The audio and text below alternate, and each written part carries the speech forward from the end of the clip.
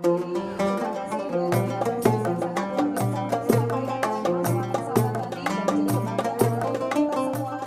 Kojo dikenal sebagai salah satu kue tradisional khas Palembang.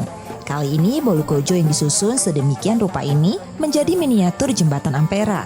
Dengan 132 loyang bolu kojo, kue ini memecahkan rekor muri miniatur jembatan Ampera dari rangkaian bolu kojo terbanyak. Pemecahan rekor digelar di Kriya Agung. Pembuatan bolu kojo dilakukan para chef dari Asosiasi Chef Indonesia Palembang, melibatkan 60 komunitas. Miniatur jembatan Ampera dari bolu kojo memiliki panjang 4 meter, lebar 1 meter, dan tinggi 1,8 meter. Bolu kojo kan khas Sumatera Selatan. Setiap di masyarakat juga memang bolu kojo ini memang sudah dikenal dan memang cita rasanya enak.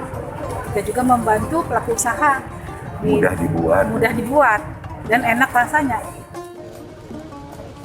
Upaya ini diharapkan membantu melestarikan kue tradisional yang jadi warisan kuliner daerah ini.